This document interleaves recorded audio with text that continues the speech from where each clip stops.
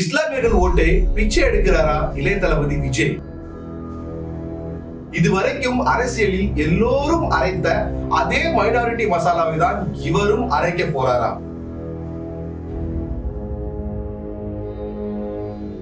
இந்த பொழப்புக்கு பேசாம 2026ல DMK B team ஆயிட்டு போயிடலாம.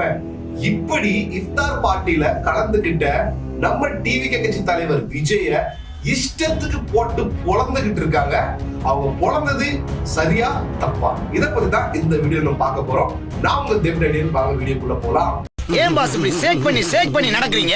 டேய், போலீஸ் வேஷம் போட்டா அடிக்கணும், டாக்டர் வேஷம் போட்டா ஊசி போடணும், ஷேக் வேஷம் போட்டா ஷேக் பண்ணா என் பீக்கு. இளைய தளபதி விஜய் முதல்ல தளபதியா மாறினாரு. இப்போ தலைவரா மாறுறதுக்கு ரொம்ப தள்ளாடிக்கிட்டு இருக்காரு. அது ஒரு பக்கம் இருக்கட்டும். இது ரம்ஜான் மாசம்.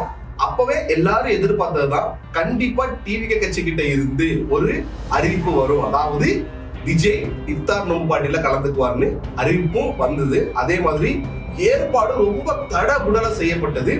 லொகேஷன் பார்த்துக்கிட்டீங்கன்னா நம்ம சென்னை லோக்கல் ராயப்பேட்டை தான்.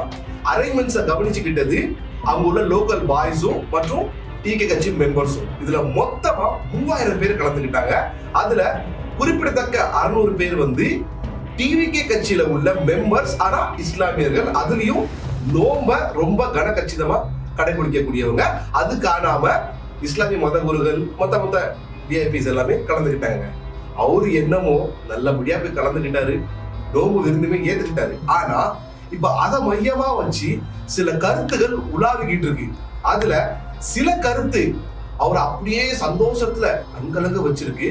சில கருத்து அவர் அப்படியே பயத்துல கதி கலங்க வச்சிருக்குங்க. சோ மக்களின் முதல்ல நெகட்டிவா வந்த கருத்துக்களை பார்த்துடலாம் வாங்க. எடுத்த உடனே என்ன சொல்லி தாக்குறாங்கன்னா, இவரு புதுசா ஒண்ணும் புடுங்கி தள்ள போறது கிடையாது. அதே டிஎம்கே ஏடிஎம்கே பண்ண, காங்கிரஸ் பண்ண அதே மைனாரிட்டி அரசியலை தான் இவரும் பண்ண போறாரு. பெருசா இவங்க நம்ம எக்ஸ்பெக்டேஷன் எல்லாம் வைக்க முடியாது அப்படின்னு சொல்றாங்க. ஏன்னா அவர் கட்சி ஆரம்பிச்ச ஒரு ஆண்டு காலத்துல எவ்வளவோ இந்து பண்டிகைகளும் வந்தது. அதுல எல்லாத்துக்குமே இவர் வார்த்தை எப்படி சொன்னாரு, தூது விட்டு சொன்னாரு. அதாவது ட்வீட் பண்ணி சொன்னாரு. இந்த அளவுக்கு கிரவுண்ட் லெவல்ல போய் அவங்கள அவரு கௌரவம் செய்யல, சந்தோஷப்படுத்தல. ஆனா இதுக்கு மட்டும் பண்ணிருக்காரு. அது என்னமோ வாஸ்தவமான பேச்சு தாங்க. ஏன்னா நீங்க பிஜேபின்ற இந்துத்துவ கட்சி கொள்கைக்கு தான் எதிராளி. ஆனா எல்லா இந்துக்கும் நீங்க எதிரி கிடையாது. இவங்களை இப்படி ட்ரீட் பண்ற நீங்க அவங்களையும் அதே அளவுக்கு ட்ரீட் பண்ணியிருந்தா நீங்க சொல்ற சமத்துவ அரசியல் தான் நீங்க கையாளுறீங்கன்னு எல்லாரும் நம்பி இருப்பாங்க. பண்ணலையே. அது மட்டுமா, குல்லா போடுறது என்ன, தொழுகை பண்றது என்ன, இதெல்லாம் பார்த்துட்டு நம்ம பசங்க மீம்ஸா போட்டு தாக்கிட்டு இருக்காங்க. அதுலயும் தலைவரே இப்ப ஏதோ கொஞ்சம் உங்களுக்கு நல்ல நடிப்பு வருது, போய் சினிமா விட்டு விலகிறீங்களா தலைவரே அப்படின்னு கேட்டிருக்காங்க. கடைசியா ஒரு பாயிண்ட் வச்சிருக்காங்க பாருங்க. என்ன சொல்றாங்கன்னா, திருப்பரங்குன்ற இஷ்யூ எவ்வளவு பெரிய இஷ்யூ ஆச்சு. திருப்பரங்குன்ற முருகன் கடவுள், தமிழ் கடவுள். அங்க பிஜேபி சாயம்லாம் ஒண்ணு இல்ல. நீங்க அதுக்கு போராட்டம் பண்ணீங்களா? போராட்டம் விடுங்க. ஒரு வழக்கம் போல உங்க ட்விட்டையாவது போட்டு விட்டீங்களா? கிடையாது. அது மட்டும் இல்லாம துப்பாக்கி பீஸ்ட் படத்துல இஸ்லாமியர்களை தீவிரவாதியா சித்தரிச்சுட்டு இப்போ கொஞ்சம் கூட கூச்சு நாச்சமே இல்லாம இப்படி நடிக்கிறாரு அப்படின்னு சில கருத்துக்களும் போய்கிட்டு இருக்கு. இது ஏத்துக்கத்தன்மையா இல்லைங்க. ஏன்னா அது வந்து அவருடைய தொழில், அது ஒரு படைப்பு, அது ஒரு படம். அந்த கதைக்கு தேவைப்பட்டது. அவர் ஒரு நடிகரா நடிச்சு கொடுத்து சம்பளம் வாங்கி ஒதுங்கிட்டாரு. அது வேற, அவருடைய நிஜ வாழ்க்கை வேற. இது எல்லாத்துக்கும் ஒருபடி மேல போய் ஒரு பிரபல யூடியூபருங்க, அவர் பேர் நான் சொல்ல விரும்பல, அவர் என்ன சொல்றாருன்னா, ஏன் விஜய் திடீர்னு இப்போ இவங்களை போய் சந்திக்கிறாரு, இஃப்தார் பார்ட்டியில கலந்துக்கிறாரு, இதை ஏன் அரசியல் பார்வையா பாக்குறாங்க அப்படின்னு, இதெல்லாம் தப்பு அப்படின்னு ரொம்ப பிலாசபிக்கலா விளக்கம் கொடுத்திருக்காரு. ஆப்வியஸ்லி அப்படிதான் பார்ப்பாங்க. சராசரியா தன்னுடைய ரசிகர்களை சந்திக்கிற மாதிரி இருந்திருந்தா இதை ஆரம்பத்துல இருந்தே பண்ணிருக்கணும். அப்பெல்லாம் விஜய் இந்த அளவுக்கு பண்ணல. இப்ப பண்றாருன்னா, அது அரசியலுக்கு அப்புறம் பண்றாருன்னா ஆப்வியஸ்லி அதை அந்த பார்வையில தான் பார்ப்பாங்க. இது கூட தெரியல, அவரு பிரபல யூடியூபரு.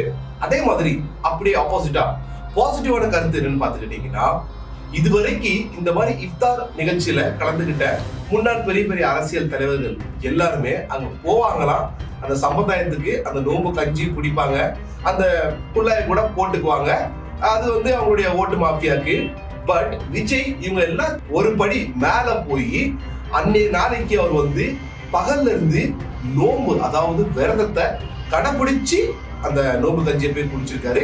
அது மட்டும் இல்லாம அந்த தொப்பி அவரும் போட்டிருக்காரு. ஆப்வியஸ்லி அது ஓட்டு மாஃபியாவா தான் இருக்கும், அவர் மட்டும் விதி விலக்கா. பட் ஒரு படி மேல போய் தொழுகையும் பண்ணியிருக்காரு.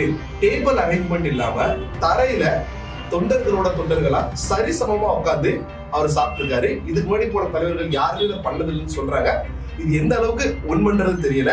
ரொம்ப நேரத்தை ஒதுக்கியிருக்காரு, நல்லா பேசியிருக்காரு. இதை இஸ்லாமிய சகோதரர்கள் எல்லாருமே ரொம்ப ஆனந்தமா கொண்டாடிட்டு இருக்காங்க. குறிப்பா டிவிகே கட்சியில உள்ள இஸ்லாமிய தொண்டர்கள் ரொம்பவே இதுக்கு பெரும் ஆதரவு கொடுத்துக்கிட்டு இருக்காங்க. அதுலயும் ஒரு இஸ்லாமிய சகோதரர், அவரு ரொம்ப விஜயோட தீவிர ரசிகரா இருப்பாரு போல, ஒரு படி மேலேயே போய் இனிமேல் இவர் பேர் வந்து முகமது விஜய் அப்படின்னு சொல்லிட்டாரு. சரி, அது அவருடைய அன்பின் பிரதிபலிப்பா கூட இருக்கலாம். சோ மக்களே, வழக்கம் போல வீடியோட எண்ட் கான்க்ளூஷனுக்கு வந்துட்டோம்.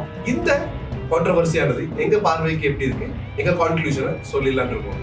முதல்ல நம்ம நாட்டை பொறுத்த வரைக்கும், ஒரு உதாரணத்துக்கு நீங்க ஒரு அரசியல் தலைவரா இருக்கீங்க, நீங்க ஒரு இஸ்லாமிய பண்டிகையிலயோ இல்ல ஒரு கிறிஸ்துமஸ் பண்டிகையிலயோ போய் கலந்துக்கிறீங்கன்னு வச்சுக்கோங்களேன். உங்களுக்கு பேர் என்னதுமா இருக்கும்? நன்னடக்கம் கொண்ட தலைவர், செக்குலர் தலைவர், எல்லாத்தையும் ஒன்னா வழிநடத்தக்கூடிய ஒரு திறன் கொண்ட தலைவர், ஒரு பொது உடைமை கொண்ட தலைவர், இப்படி பல பேரை கொண்டு உங்களை வர்ணிப்பாங்க. அதுவே நீங்க ஒரு கிருஷ்ண ஜெயந்தியில கலந்துக்கிட்டீங்க, இல்ல நீங்க ஒரு விநாயகர் சதுர்த்தியில கலந்துக்கிட்டீங்க, இல்ல நீங்க ஒரு தசரா பண்டிகையில கலந்துக்கிட்டீங்கன்னா உங்க பேரு வந்து மதவாதி, சங்கி இப்படின்னு முத்திரை குத்திச்சிருக்காங்க. செக்குலரிசம் சிஸ்டமே நம்ம நாட்டுல தப்பா கட்டமைக்கப்பட்டிருக்கு. அது யாராலன்றது உங்களுக்கு நல்லாவே தெரியும், நான் சொல்ல வேண்டிய அவசியம் கிடையாது. கம்யூனல் அப்படின்னு சொல்லக்கூடிய மதவாதிகள் எல்லா மதத்திலயும் இருக்கான். அதே மாதிரி எல்லா மதத்திலையும் நல்லவனும் இருக்கான். மதத்தை விட மனித நேயத்தை நேசிக்கிறவனும் எல்லா மதத்திலையும் இருக்கான். அப்போ நீங்க ஒரு நெகட்டிவ் சைடை மட்டும் எடுத்துக்கிட்டு ஒரு மதத்தை மட்டும் நீங்க குற்றம் சாட்டுறது ரொம்ப தப்பு. அப்படி பார்க்கும்போது மைனாரிட்டியில் இருக்கிற சைட்லயும் தான் சில மதவாதிகள் இருக்காங்க. அதை பத்தி யாருமே எதுவும் பெருசா ஹைலைட் பண்ணி பேசுறது இல்லையே. இது இந்த நாட்டுக்கு கிடைச்ச ஒரு பெரிய சாபம்.